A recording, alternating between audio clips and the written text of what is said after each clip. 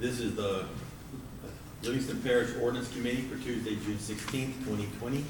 It is a little after 6, we're running a little late, but Ms. Lauren, you gonna call the roll? Yep. Mr. King? Here. Mr. Calvert? Here. Mr. Girlinghouse? Here. Mr. Mack?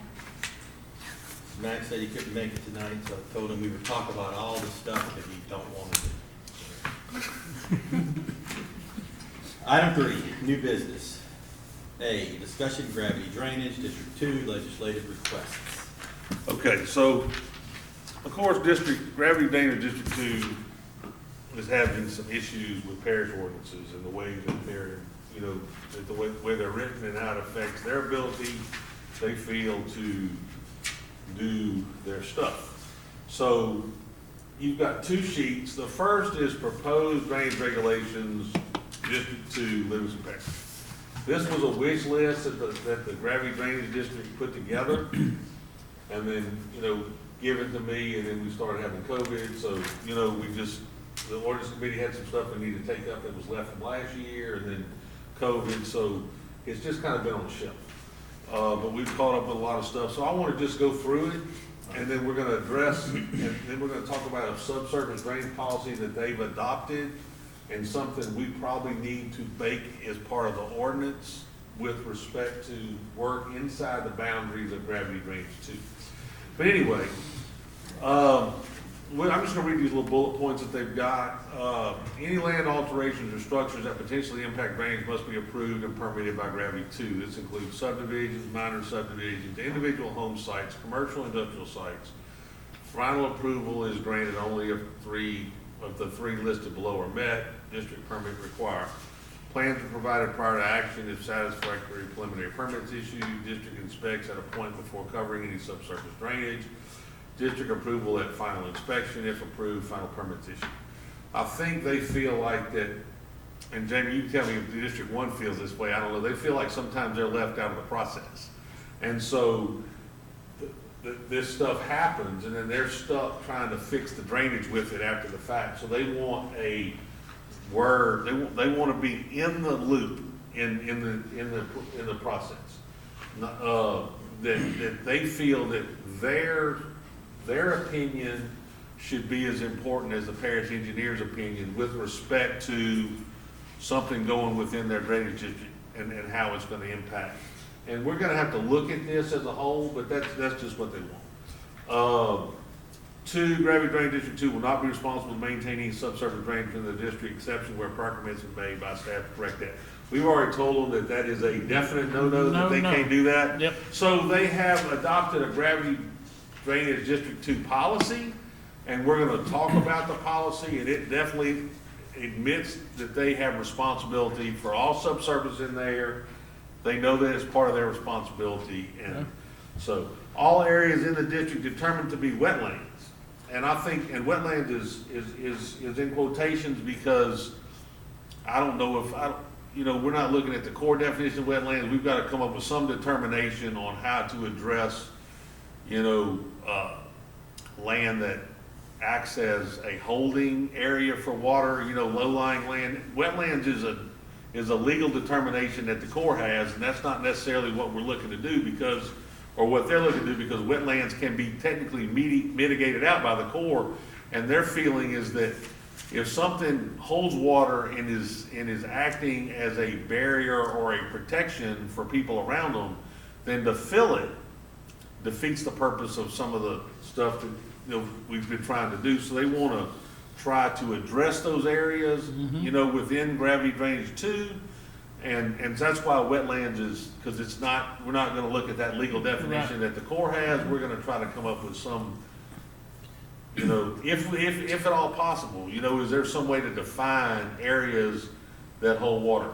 I mean, I can tell you a specific subdivision right now that's being developed in Gravity 2 that wetlands were mitigated out. You know what I'm talking about? And so there was really an issue between the engineer designing the subdivision and Gravity 2, because they felt like Gravity 2 felt like that you're taking away holding capacity, and the engineer's like, no, we addressed what the what the outflow was, and we talked about when we brought Phil in, we're compensating for that. And so, you know, Gravity Two wanted to try to play hardball, but it wasn't within the ordinance, so I think they want to figure out some way that if you go to fill a low-lying area now, how are we gonna define what happens within that? You know, I think they're looking for a swap, you know what I mean? And so, it's just something we're gonna have to talk about. Yeah, it may not even be doable depending on what the course Right, is. right. Yeah, I mean, yeah. Gravity Two will assume responsibility for open drainage channels once the board accepts the channel is complete, servitudes are defined.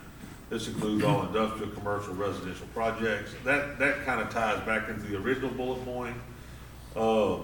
Any changes that impact original design of existing and or future defined retention ponds must be approved by Gravity Drainage Two. And, you know, that's something that you've seen in Gravity One with the change in the pond at the at Acadiana Place. There was a, and typically the ponds have all been the ownership of the HOAs. There was a subdivision up in Gravity Two that the pond was actually owned by the original developer because they do a retention pond, it stays in a different piece of property and the original developer owns it, and then he goes back and starts changing it. And so they want to figure out some way that anything done to that retention pond in the future has to come to them prior to, not after the fact, you know what I'm saying? So That makes sense.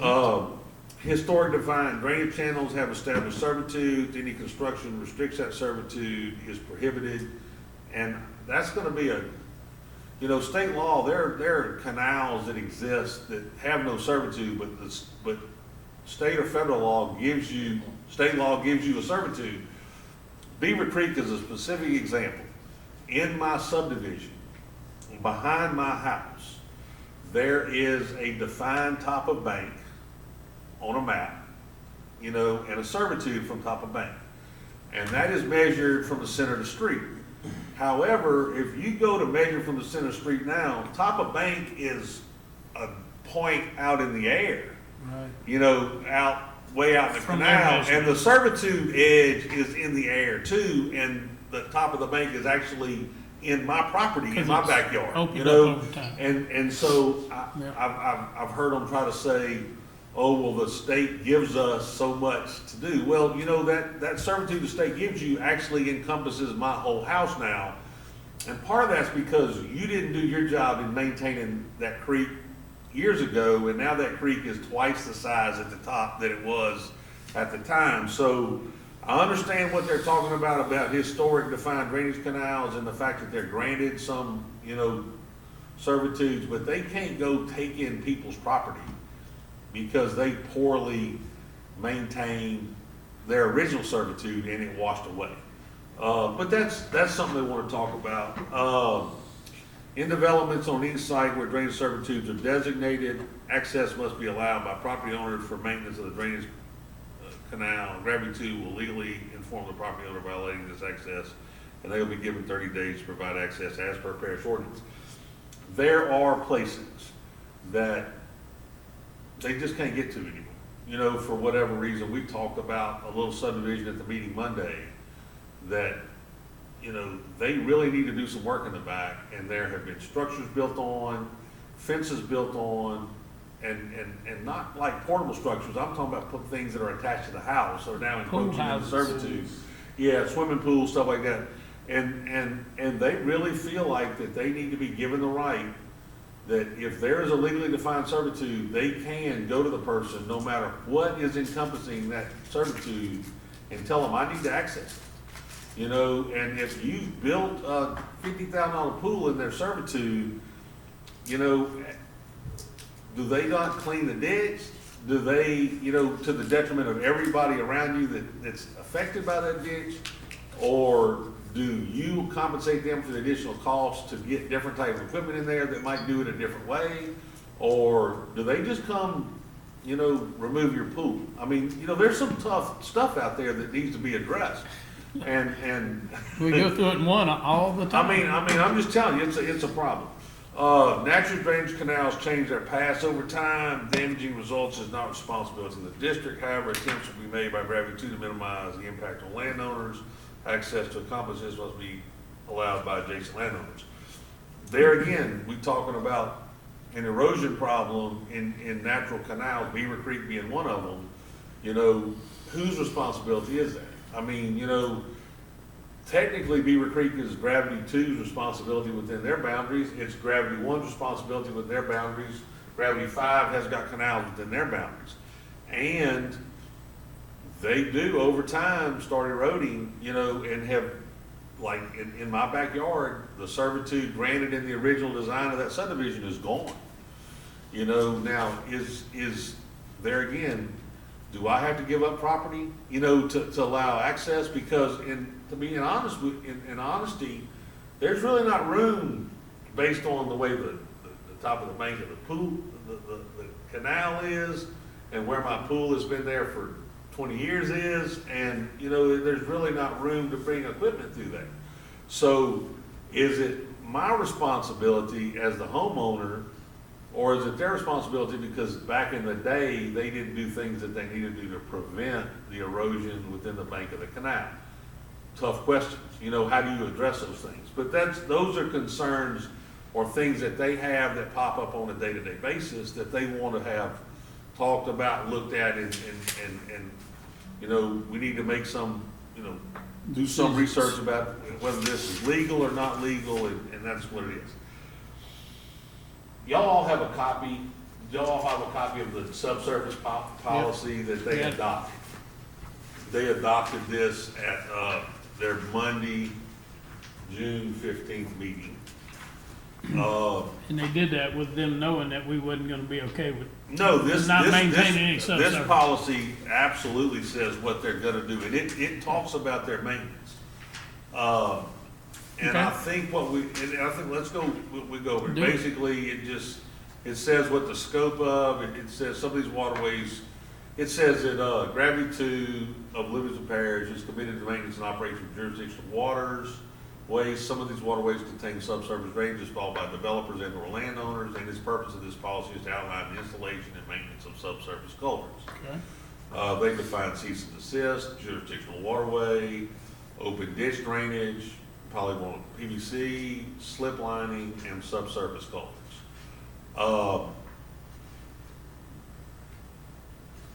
And I think this is jurisdictional waterway. This is something that they want people to understand. Any conduit of stormwater within a legal dedicated drainage right of way, whether subsurface culvert or open drainage ditch, that is located within the boundaries of Livingston Gravity Drainage District 2 that falls under the maintenance provisions set forth by Livingston Parish government. So here's what they're having a problem with. There keeps popping up on occasion houses built on top of culverts, subsurface drainage. Now, one of two things has occurred. Either the map was changed after the original design and the right of way or the drainage right of way was removed, or the pipe was set in the wrong place initially. Their feeling is that you cannot build a house. You know, there's no legal way to build a house in what would be a dedicated right of way. So therefore, if subsurface drainage runs under a house, and you can't be in a dedicated right of way, therefore it would not be their responsibility. Because they had no control over somebody allowing a house to be built on top of a subsurface drain, because ultimately those things become very expensive. You know, I mean, if there's a failure of a subsurface drain under a house, typically there's two solutions: to kill it and move it, or to slip line it, both of which are very expensive, some of which are not able to be done. You know, sometimes moving it because of the setback between houses and stuff like that, there's absolutely nowhere to go with some of these subsurface. And then if in a slip line, you at least need to be able to find a 20 or 25 foot area to put the slip line in, to shove, to then put the next one in, fuse it and shove, and you know, and then if there's a failure where it's offset in there, sometimes you can't get the slip line through it. Am I way off base, James? So I think what they're trying to do is kind of define where their jurisdictional waterways are. And I don't think the request is unreasonable. Whether it would stand up in court or not, I don't know, but that's their definition. Anyway, new subsurface piping. This is the part that they would like to have put in ordinance. Any installation of subsurface culverts must be pre-authorized by the district, and a culvert permit must be obtained. Permit shall be granted assuming the subsurface culvert improves the overall drainage of the surrounding area. Any new installation must be sized by a licensed professional engineer and approved by the engineer representing the drainage district. Any new installation must consist of the following materials only: polyvinyl chloride, PVC pipe, reinforced concrete pipe, or polymer-coated corrugated metal pipe. So the asphalt coated and the bituminous coat, is it I call it galvanized coated, but what is it, bituminous or whatever they call, those are not acceptable, because ultimately, if you're gonna put a pipe in that's designed to last. You know, we're seeing failures within 20 years of asphalt coated pipe. Part of that could be installation, issues, and part of that is because they tend to get damaged sometimes in the installation process, and so you end up with bare metal sitting there anyway. Really happens a lot on Well, asphalt. they're supposed to coat them when they scratch Well, them. I mean, I understand. But if nobody's there watching, it don't Nobody's happen. inspecting it, you know what happens. So they want to define what type, uncoated galvanized steel or asphalt coated are not approved coatings. So that was that's how they want to do that. Okay. All installations must consist of proper bedding material that ensures pipe stability and adheres to standard construction pipe installation practices. All installations must be inspected prior to trench backfill by an authorized representative of the district. The district shall not perform or assist in installing any new subsurface culvert installations for private individuals, commercial entities, etc. Should any of these policies not be met, the district shall issue a cease and desist order and/or remove the subsurface culvert and return the jurisdictional waterway to pre-project conditions with or without authorization of the landowner. They would like that to be made ordinance, in an ordinance that talks within the boundaries of gravity too. They're not trying to impose their will anywhere else, but since those subsurface laterals are their responsibility, they would like that to be made ordinance within the boundaries of gravity too. And I don't think any of those requests are unreasonable. And this is how they plan on dealing with existing subsurface. Since we in our discussion of wish list number 2, we kind of told them, Scooter, that's a no-no, you can't do that. Yeah. This is what they propose as being their policy. The district shall consider the repair, replacement, or removal of subsurface culverts on a case-by-case basis in a district regular or special board meeting. So that when a culvert's identified as being damaged or need to be replaced, they will address whether it's repaired, replaced, or removed. The district has the authority to remove any subsurface culvert that is deemed a restriction to the passage of water within a jurisdictional waterway. The district decision shall be made with the goal of improving drainage. If practical, the district shall convert any removed subsurface drainage to an open ditch drainage system. And I think what they're talking about is they're trying to look at the most cost-effective way to address these repairs and these problems. And if you have a failed run of pipe that you can absolutely, within your boundary, within your right-of-way, convert to an open ditch, I think they feel that their maintenance situation, they'll have more maintenance, but the long-term cost will be less than the maintenance. That's their opinion. So they want to be able to have the option, as a district to decide whether they replace a pipe or convert that to a open ditch. In the event an open ditch drainage system is not practical, the district shall either repair or replace the existing subsurface culvert. Repair approaches include, but not limited to, the following: reassemble of disjointed pipe joints, grout damaged areas, slip lining of damaged pipe, replacement of damaged pipe bands, or patching of damaged sections. So they're gonna take what they feel to be the most cost-effective way and what they feel will be a long-term solution to some of these problems. The district shall be responsible for any costs incurred for the replacement, installation, or repairing of existing subsurface drainage culvert only if the activity improves the drainage characteristics of the area. Meaning that if they feel that making it an open ditch makes it better and they can get away with doing that within their district, that's gonna be their intent, you know. If a landowner wishes to reinstall or remove subsurface drainage culvert, the landowner must abide by the new subsurface piping policy set forth herein. So they're not saying that if in their decision to improve a lateral, they feel it would be better as open ditch, they're not saying that you cannot, as a landlord or a landowner, come back in at your expense and do that again, but you're gonna have to meet the new standard set forth in that replacement. I agree with that.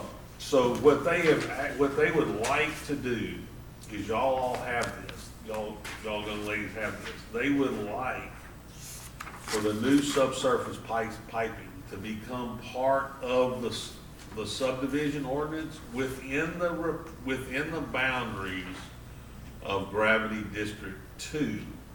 That's how they would like, so that if you're developing a subdivision within Gravity 2, they would like for whatever areas with respect to gravity respect to subsurface drainage, that this apply. And then if you want to put culverts, culvert installations where you gotta get a permit, that they would like for this within Gravity 2 to be part of the policy also, meaning that if you want to put a culvert in your side ditch, you're supposed to come to the parish to get a permit. And if it's on a gravity drainage lateral, they want you to go to the gravity drainage district also to get a permit and get approval to do that. So that's what they would like to have done. Does anybody have any issues with that? I mean, look, there's some Gravity 2 in the Scooter District, there's some Gravity 2 in the Jeff District. The lion's share of it falls within my district. I think given the resources that they have and the ability and the best way to utilize them, I don't have a problem with any of the stuff that they're asking for. Well, I applaud them for going and doing this. We're trying to head the same thing off in Gravity 1 because it's a major issue, major expense.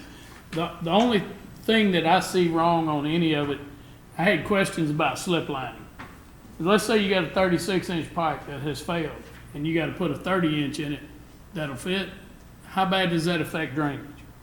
Okay, and that's an issue they would have to figure out. Well, If that's not the case, they'd have to fix it. I guess what I'm gonna tell you is that if you have a failed 36-inch pipe, that a slip line 30-inch pipe will be an improvement Oh, it'd be over the current over the standard. failed one, yeah. I mean, because there are times that look, you've seen it, I've seen it. I know we've done it. There are places that they have let pipes be installed, and there's absolutely no way to go.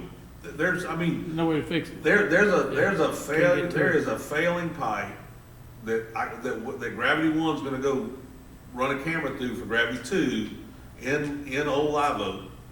And there's not enough room between the two houses to put a trench box. You know what I'm saying? To get, So you can't dig it and fix it. You can't, it's not a matter of sloping the banks back to get out of the work. You couldn't dig straight down and put a trench box in there to do the work.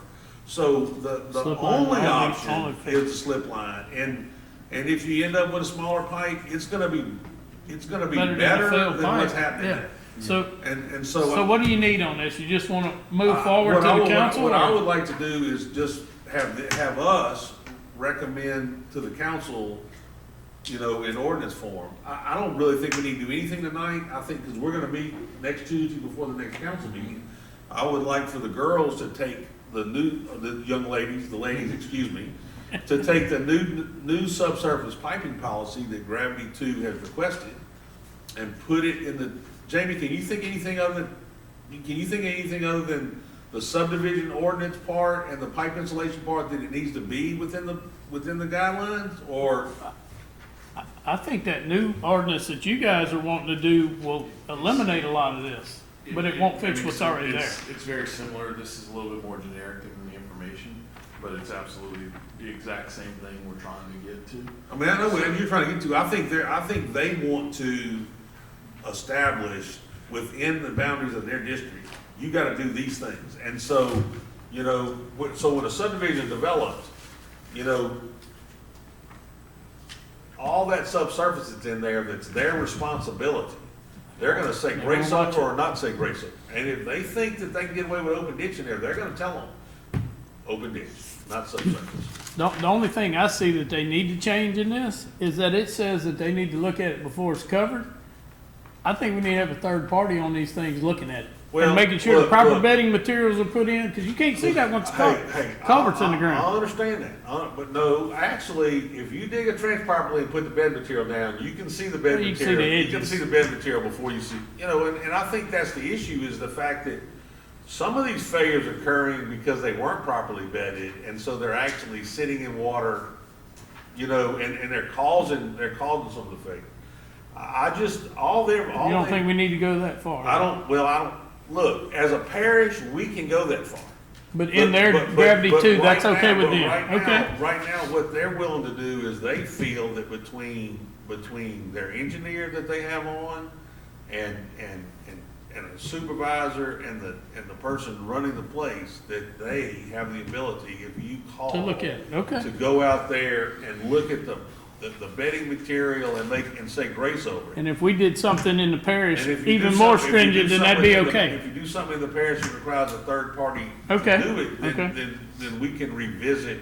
Okay. But what they wanna do is they tired of seeing pipes Oh, I know, I covered get it, up. I understand. And then later on finding out that they weren't properly installed. They wanna see them before they're covered in the future. So you thinking in terms of, in the future, you wanna try to adopt these policies parish-wide? I think if we don't, we're gonna be, it's a major, because in 1 and 5 and 2, they're seeing all these issues Yeah.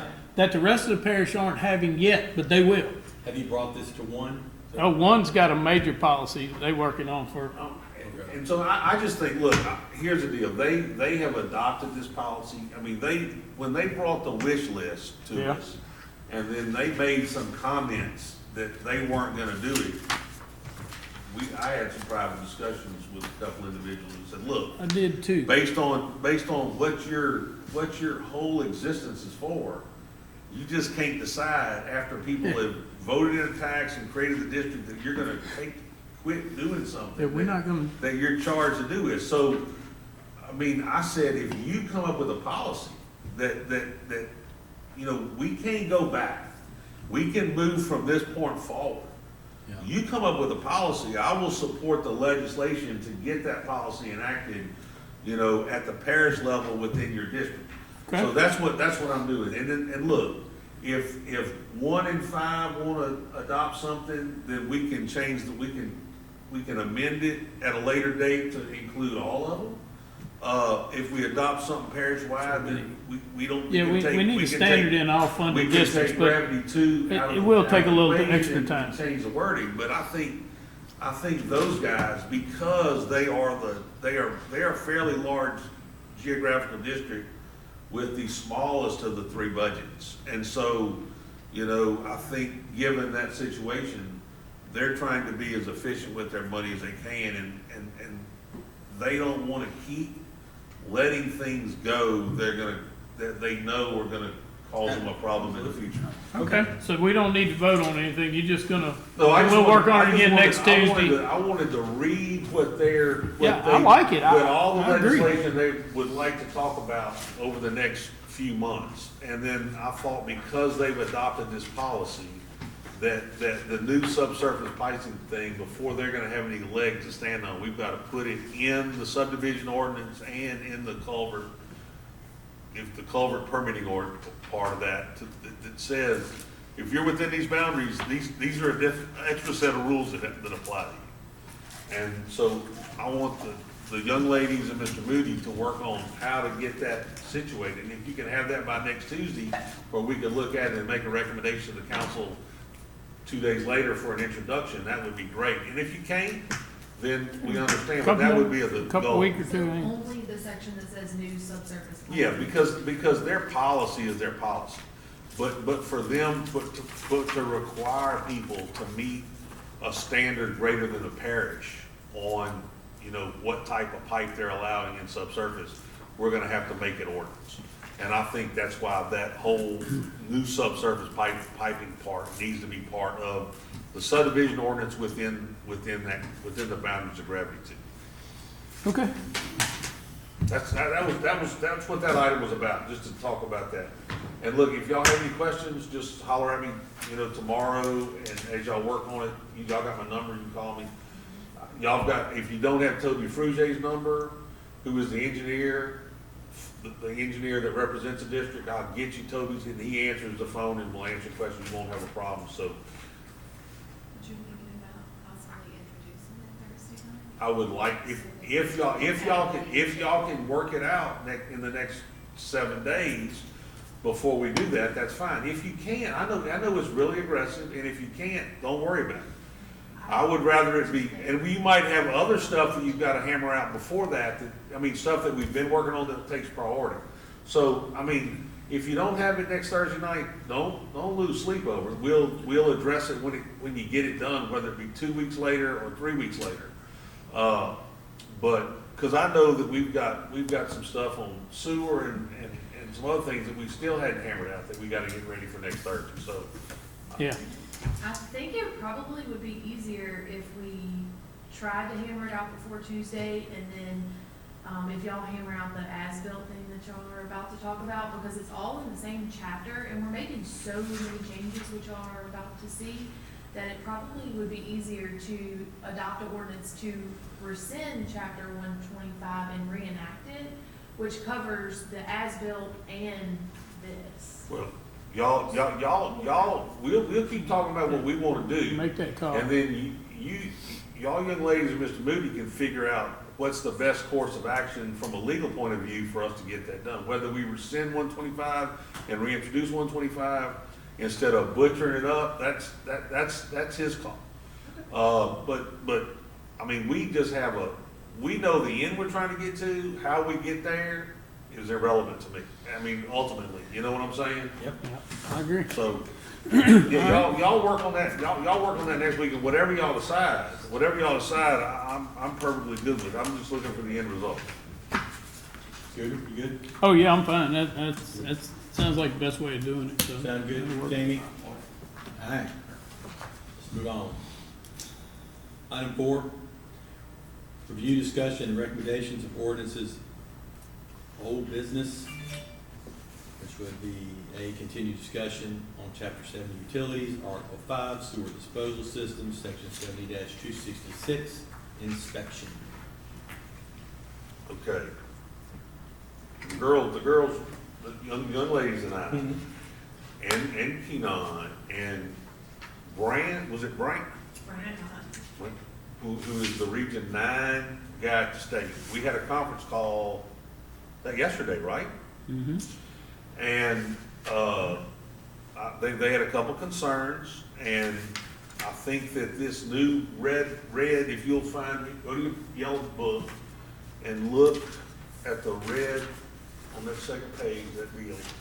I think this will address any concern they had, and I think it addresses the concerns that those gentlemen came and spoke to us about the other day, and I'll kind of give you a synopsis. For new sewer, we're going to define 2 different types of sewer systems. For new systems, before final approval is issued, the state health officer or his authorized agent shall receive certification of the installed sewage disposal system. And the reason it says that is because they're only probably inspecting about 10% of those things, because ultimately they're put in by certified installers who do the paperwork. So we wanted to define the difference between a new system and an old system. And we said inspect, and they said, look, we don't inspect them. You know, we spot inspect them. Basically, we need to receive the certification of the installation. So that was that. And then for existing sewer systems, if an approved sewage system, and the reason it says approved is there are sewer systems out there that function, that are working, that there's no record of because they were bootlegged in or whatever, and we're gonna address those in a minute.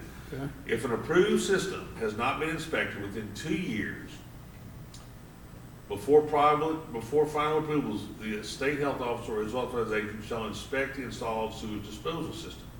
If approved sewer system has been serviced or recertified within 2 years, inspection shall not be done by the health officer or his authorization.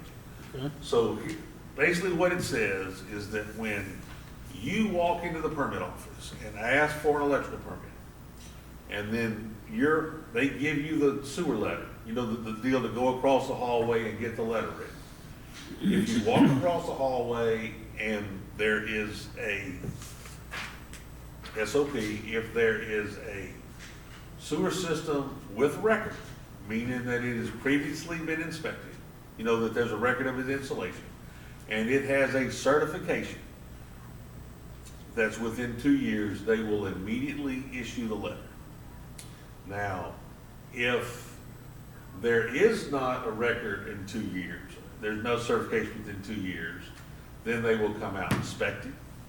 If it passes, you will be given a release. If it fails, then you will have to get it service receipt recertification. So if you don't maintain your certification, then it's the same system we have now. If you maintain a 2-year certification, then you immediately get the letter. So we have those people who came and complained about the time frame and all that stuff. If they do their due diligence and maintain their system, then it's an immediate letter and their tenant can move in immediately. If they're not doing it, then the same system's in place where you can get certification. Of course, and it doesn't matter power on, power off, it's the same deal. Now, if there is a system, let's say for example, I've been living in this house and I've had a septic tank for years and my septic tank failed, and in lieu of, and I just went and put a MODAD down to replace the septic tank. But we didn't do any paperwork. You know what I'm talking about? Because ultimately, I didn't need approval. I mean, I should have, but there wasn't any switch of electricity, so I didn't have to have any paperwork. So nothing was done. What we're saying is that if there's no record, then they will go to do an inspection. If it passes, No problem. no problem, boom, you get your letter. If it fails, then it's the same thing, service receipt, certification. So in essence, we covered all the bases for everybody. We're giving people the cheapest option, meaning that if you don't have a 2-year certification, there's still the process that if your system passes, then you automatically get the letter. So, I mean, I think we gave them the best of both worlds. If they maintain their stuff, then they immediately get a letter. And we've clarified the difference between a new and old system, and then the SOP reflects what happens if it doesn't have a record. And so I think this will fix the concerns that those 4 or 5 gentlemen came and spoke to us about. So that's what I would like to have us. We haven't introduced this yet, or we introduced it and said we were coming back to work on it. How did we do that last Thursday? No, we didn't, no, we were supposed to vote on it last Thursday and we deferred the vote till next Thursday. Because y'all waiting on the call. Because Yeah. of the meeting. So this is what I would like, this wording that we have in front of us is what I would like the committee to recommend that we amend after the public hearing. Well, or actually, let's amend it prior to the public hearing, then have the public hearing, and then we can vote on this, adopt this as amended in 2 weeks. So is that a motion? I'd like to make that motion. I second. All in favor, side? Okay. So now we down to, oh, go ahead, Tracy. That's okay.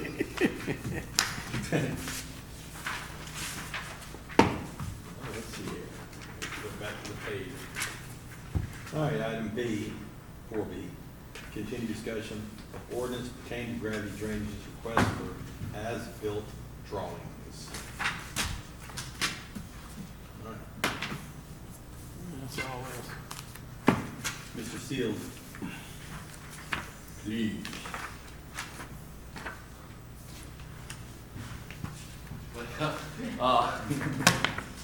Yeah, so I think they've gone through and added the information that, we've asked for, to comply with what the parish ordinance would, allow us to do, and, I've reviewed everything that, was put in there, and it's exactly what we'd asked, to have put in there with, a few changes for the, to kind of go along with what the parish requires, so, and it definitely meets the intent of what the drainage district was looking for.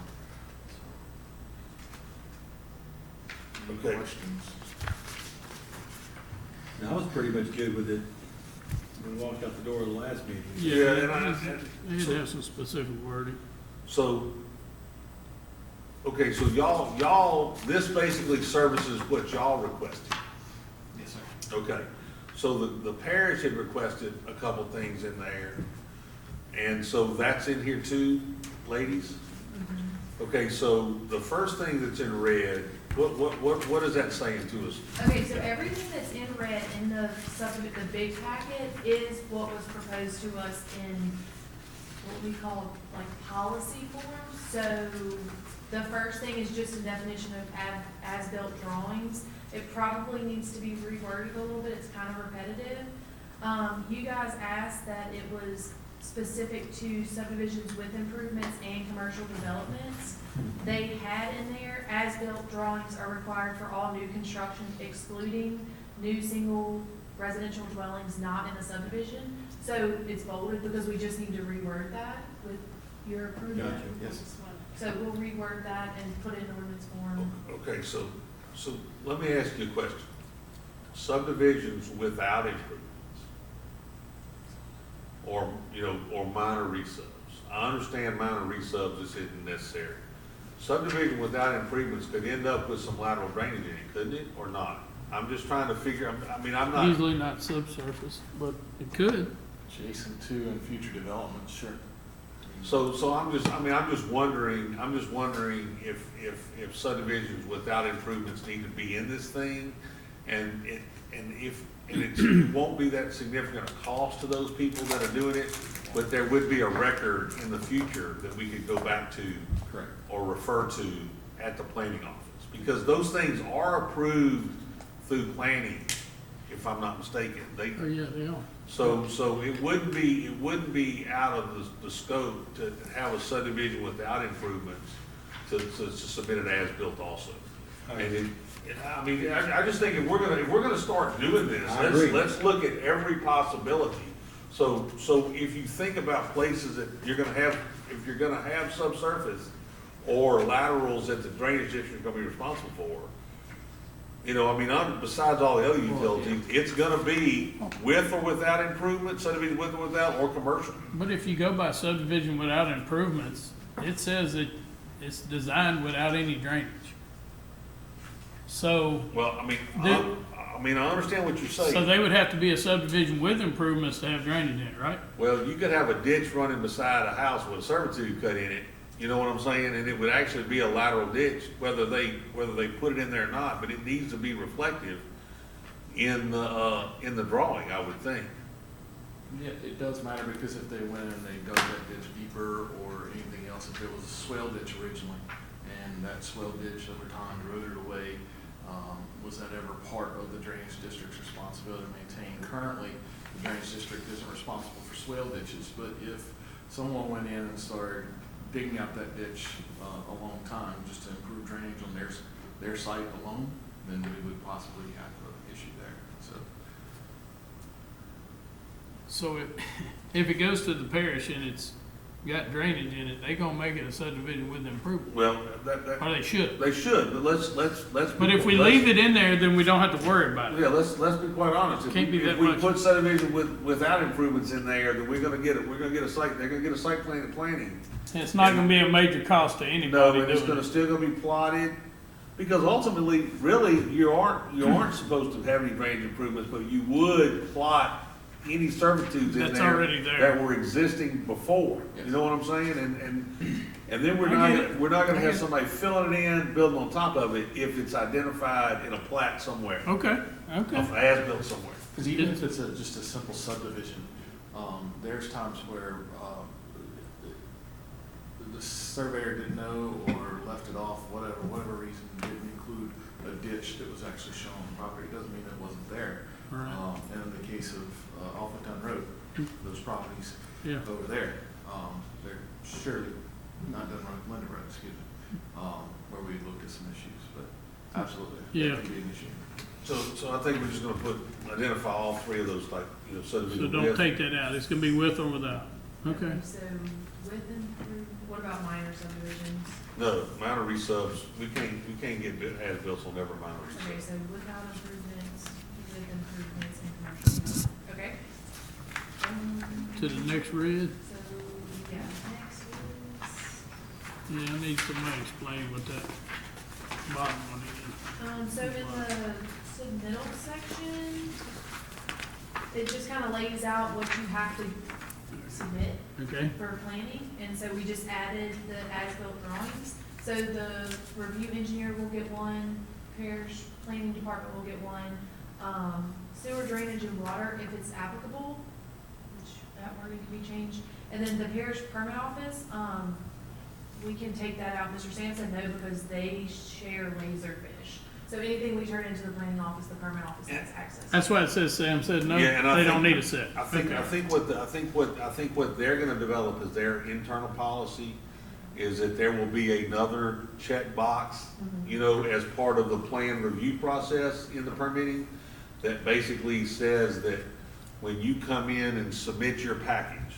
let's say you're gonna build a house on lot 4, and you come submit your package, there will be another box that says, planning gave okay to the plat. So they check. Meaning that you will have plotted your house on that plat. Permitting will send that plat to planning. Planning will compare that plat to the as-built, because they're gonna be the holder of the record, so to speak. They will sign off that that plat and that plotting of that house does not encroach upon any servitudes, and then send that back to permitting. Now, I'm gonna tell y'all where we are gonna have to be diligent as a council. Is constantly, we've seen it probably 3 or 4 times this year. We've waived setbacks, or we've waived, you know what I'm talking about? We need to be sure that we're not waiving something that's gonna allow something to encumber upon a servitude. And so, I think that we, on those waivers, probably need to develop a policy within ourselves that permitting has reviewed this waiver, and that there's no encumbrance of any servitudes that exist within those. So can we ask to see the paper that's showing that, We can- rather than going, we did can- y'all check it? And they went, sure. We can ask whatever. You know what I mean? We can, as a council, request whatever we want to request to ensure that when we're granting a waiver, we're not creating a problem for somebody down the road.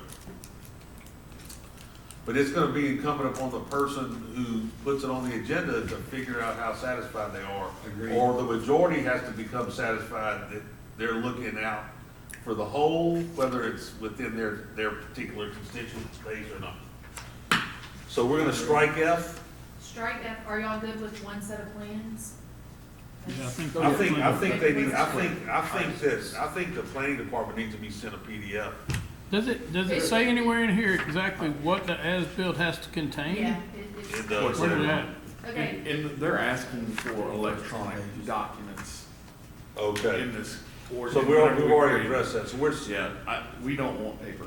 okay. So basically, when we say one set, it's just a PDF of the plan? Yes, sir. Okay. okay, next So I page. guess if you wanted to add that, up there at the top in the construction plan section, or electronic files. Where it says review engineer one set of plans or electronic files. So But anywhere Gravity it One says- wants an electronic set. So They don't want- basically, so we need to say the as-built drawings, do we need to say that, do we note that they're electronics? Yes, so you're saying in construction plans under the drainage district, you wanna add electronic files? Well, or either, I guess that's all in section 4, not necessarily Yeah. in section 3. Okay. But I would say, set of plans or electronic files. Okay. Well, what if somebody brings you a set of paper plans and you're gonna have to That's scan, fine. you're gonna have to I would scan just them? say. That, set because and. there are I mean- people that still use. Why don't we Why don't you make ask them both? do, why don't we make them do both? Why don't we make them send you a set of paper plans and electronic file? Well, because they may not have access to AutoCAD or, Okay. some drafting software that would, So we need But to- we're making them send out a set of plans right now, right? we're making them send out a set of plans, but we're not keeping it for a recorded history where we're putting it together into a model and everything else. Okay. So one set of plans or electronic files? And/or. And/or. And/or. Okay, So we give them the option. Okay. They can do either one. so we'll just do that all again. All right, next page is the building permit office requirements, which, because, you know, that's where they wouldn't get their certificate of occupancy. I spoke with Dana in planning, and I didn't know if this was like a office procedure for them, or if it needed to be written in the ordinance. Because to my understanding, the permit office, the planning office writes a letter, a certificate of occupancy approval letter that's sent to the permit office. So they would turn it all in, and the planning office would say, yes, we have the as-built, and then they wouldn't give them that letter unless they did. So in essence, a subdivision is not, you cannot build a house in a subdivision until planning has told permitting they can sell permits.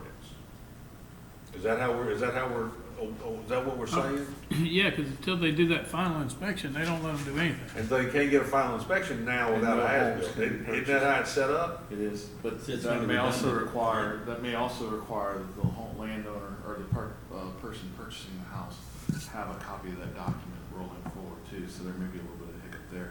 Maybe you'd say that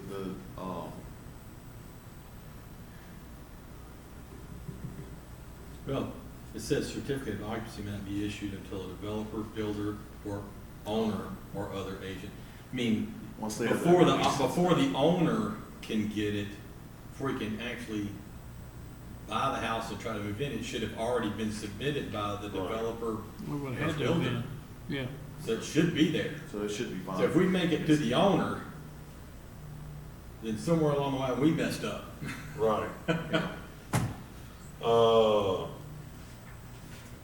I tell you what, let's leave it like it is, where you say, where you struck building and permit department and the other thing, and then let Chris read it and let planning look at it and make sure we're not redundant, make sure that they think they're covered already.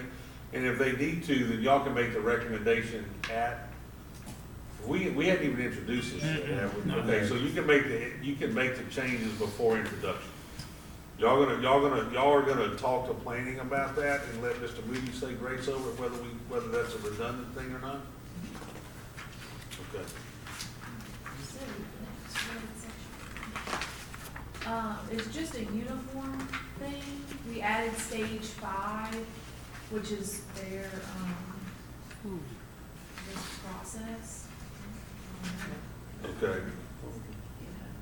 It's their procedures for subdivisions with improvements.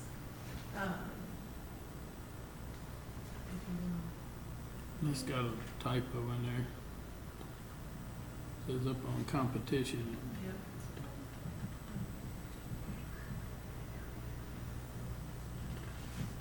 What'd you say? Upon completion? Yeah. I hear you, I got you. That's what I'm used for at the shop. Not much other. So in essence, if stage 5 is part of the process before the final plat bonding, then I guarantee you that previous thing we talked about are done. Yeah. If we put that stage in there as part of the process, then that other thing is redundant. But we'll let them say grace over it, I'm almost positive. Y'all gonna fix the typo. Okay, and the last section is what go ahead and tell us what 125-14-1 is. That is all of the, I guess, what they want Everything that we included. originally. Okay. This is what you okay. want in the as-built. Yes, sir. Okay, that's the part of it, yeah. Okay. The process, the explanation of what it is, where it is, why it's there, and everything. Okay, The only thing that we did different was we struck through, F, because we put it in the stage 5. Okay.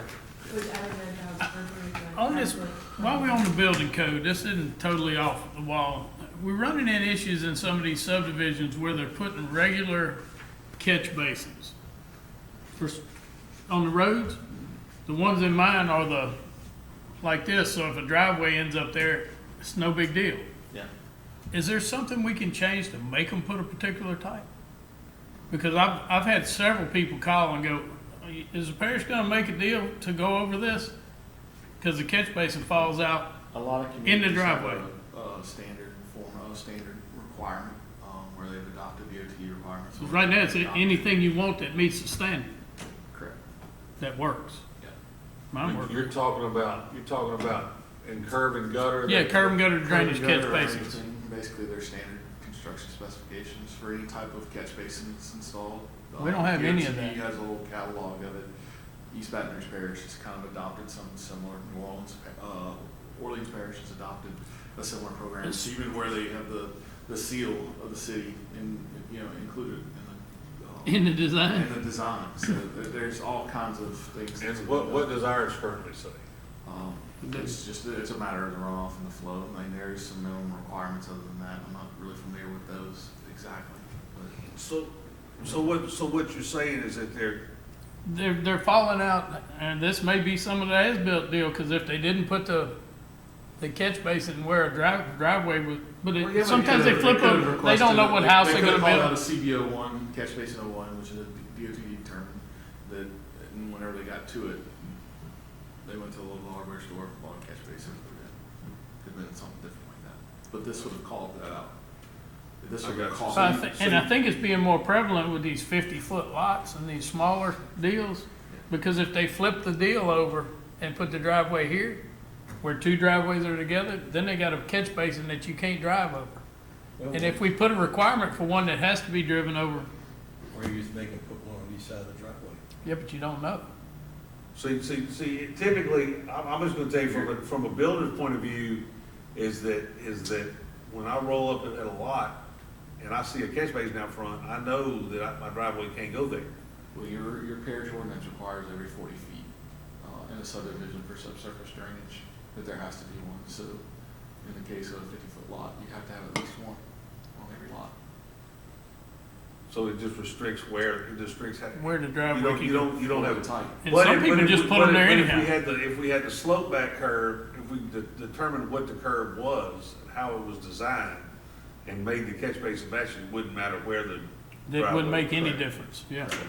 That's just something. That's just something I wanted to mention, since we were working on Well, we can look at building that. code. We don't wanna build a new building code and then, oh, by the way, which there will be change. I mean, there's always There has some to be change. changes in construction. You never know. It's Yeah. like doing an onion. So, You never Scooty, know what's you gonna wanna make a motion to introduce, accept it with those changes? Oh, yeah, I'll make a motion. Wait, what? Quick questions. Okay, planning asked if the land surveyor is the only one that can sign off on the map, like number one. They didn't know if it was supposed to say land surveyor and or civil engineer. In the state of Louisiana, only state licensed land surveyors allowed to sign off on as-built drawings. Perfect. So that'll work. And that's per Lobels. Okay, I was added, it was not in their original thing. It is the statement that Mr. Sam wanted for liability. All costs incurred during any construction / repair / development shall be borne by the owner / developer. Yep. Good. We changed, in J, the parish entity. But we had more on the to next parish page. council. Oh, And can we revisit the definition? We were just talking about it being a little repetitive, some of the wording, to say, such as built drawings means a final record to show all modifications or deviations of the approved plan. They are required to reflect the same degree of detail as the original construction plans and are required for all new construction, excluding new single residential dwellings not in the subdivision. So we're just taking out as-built I got a drawings, question they're on that. repetitive. Yeah, It's three that's fine. times. Wait, On the first page. why are we excluding things? We're just gonna say they are required for all new subdivision, for all subdivision with improvements, subdivision without improvements, and commercial developments. Or we could just say, They just- required for everything except single house home dwellings. And everything That's else what- is, Okay, that's basically what it says? Yeah. Okay, I'm good. If y'all, so, I hate using that term subdivision because freaking we Yeah, it have could be found three out I know, houses next door yeah. to each other. everything's a subdivision now. Yep, go ahead. so Jamie, it talks about deviations in the building plan, so if they find out they need to move the servitude, Just put everything to that doesn't have to come back and, they don't have to come tell someone right now that they're changing something? If there is a process in there, if there's something that's different, it has to be approved. Otherwise, that falls back into that I situation where the owner, developer would be responsible for making any changes that the parish Just- didn't approve or the drainage district didn't approve. Okay. Anything along those lines. Okay, well, we just wanted to make sure that was covered, So because what did we decide on the definition? I think that was, okay, so Okay, one more thing. So that was the only thing that, there's only 2 sentences in this whole document that wasn't put in here, and it is, changes that occurred during the construction phase should be brought to the attention of the parish entities for that project. Minor alterations to the approved plan may, at the discretion of parish entity staff, be captured in an as-built drawing as opposed to a site plan amendment for major alterations.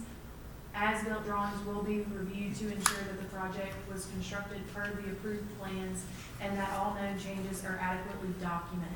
So that's the only that's one of the only sentences that's not in here. Okay. So if they want to address like the changes, we're gonna have to put that in here, I just don't know where. We could put that in with the definition. that's the thing I'm talking about, is that if they know they're having to change something, we need to know ahead of time, the parish does. And maybe send somebody out there and let them show them what their change is before they go, well, we changed it tough. I think if they're making a change, then the engineer that's reviewed, for example, if Ford DeBlata reviews a set of plans and signed off on it, and then you go make a change to it, if it's a minor change, then the staff could approve it.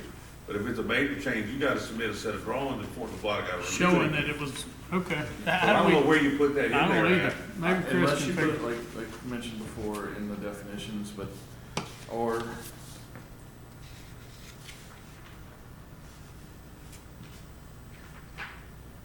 We can add it to before I, put it before H and I. Well, look, I think for the most part, everybody thinks that we've finalized this document. I think that definition thing is something you need to talk to Chris about and figure out where he thinks it ought to be placed. Or go visit with Natalie and see if she has an idea of where it might need to go, or where Morgan thinks it might need to go.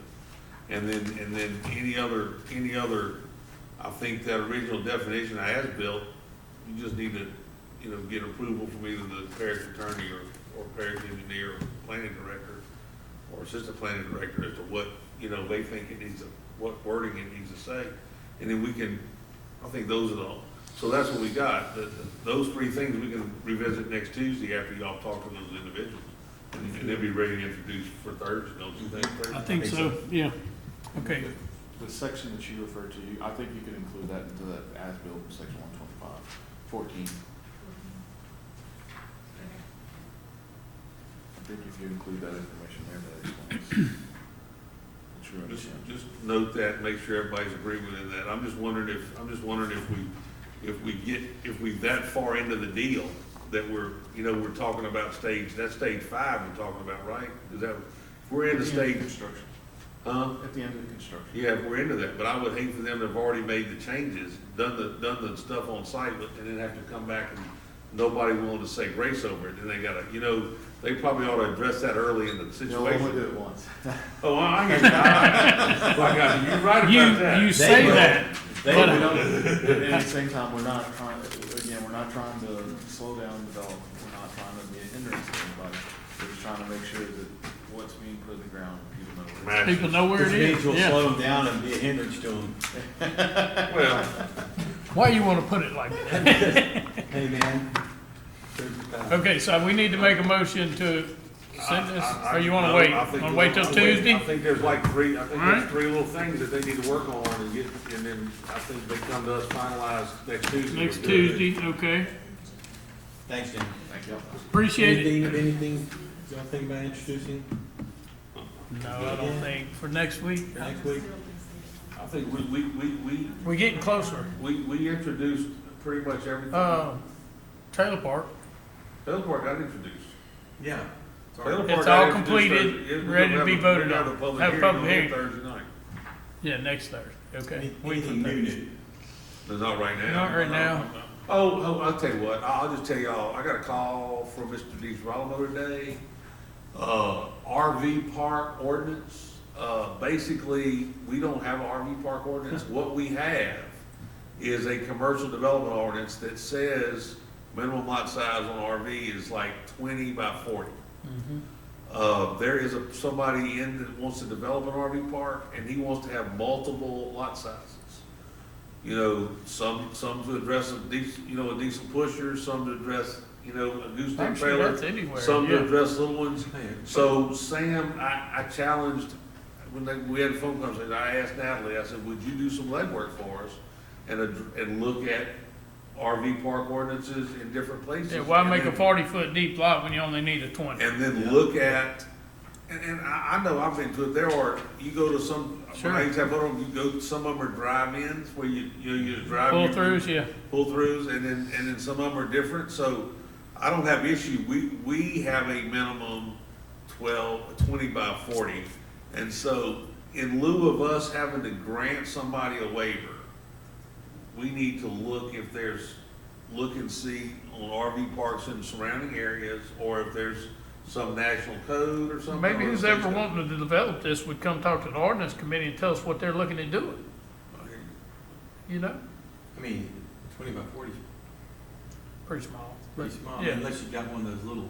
Little scam. Well, I mean, Cool. A teardrop? Yeah, they have little bitty trailers out there that, Yeah. and if you got a 45-foot diesel pusher, a 20 by 40 lot's not big. It don't fit. You know what I'm Well, talking about? absolutely. So, there needs to be, Well, they can build any size over that. Well, look, That's you just a got, minimum. if you make it 20 by 20, I mean, you're not gonna fit nothing in there unless it's smaller than that, so. Mhm. Yeah, I think it'd probably be better to get somebody, to see someone else who's went through it. right, Yeah. and I know we've got Lakeside, and I didn't know, planning is looking to see, Lakeside was probably developed before we Or were keeping all that stuff. anything, yeah. Yeah. Which, I KOA, yeah. Yeah, I ain't thought about Yeah, KOA. KOA. Maybe we'll reach out. That's some real nice Hey, folks over there too. He might be hey, interested to help us. Could one of y'all reach out to the city of Denham and see if they have some plans from back in the day when KOA was built? Yeah, but that's outside the city. That's outside city limits. That's Yeah. a parish campground. We should I have. guarantee, no, we didn't have But plans. before then, yeah, so. We didn't have We'll just plans. send Bubba over there. That's in Bubba does, yeah, we'll get him to line it up. Ascension Parish has a specific RV ordinance. Okay. Okay, there you Or go. One of y'all want to look at the Unicode, and that's just something we can talk about. And I will. in the We'll head off meantime, anything. I'll call That's what we him do. and see if the representative of Somebody. Lewis Properties want to come and discuss that with us. All right. I'm sure we'll have something else come up in the next That'd be 5 great. days. What you got? I just happened to Google minimum park area, the minimum size of an RV park should be 3 acres. Rental space size, minimum rental space size for those spaces having utility hookup shall be 1,500 square feet. That's ours, or is That's that just ours or national? that's- No, just. That's just looking in at general? minimum Yeah, say you size. need like a restroom, I'm sure.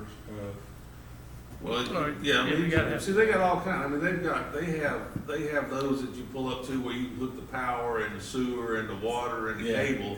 And then they have what they call the wilderness. Wilderness one, area. The wilderness area, where you pull up and there's a. You better hope your holding tank's there's big a enough. chalk line in the ground. And, Yeah. And you got a little buggy that you roll your stuff over with and bring to the community spot. That's right. I see. All right. Been there. Is that it? That's it, guys? That's I think that's it. I'll make a motion to adjourn. Second. Motion by Mr. Talbot, second by Mr. King. All in favor, say aye. Aye. Also, meeting's adjourned.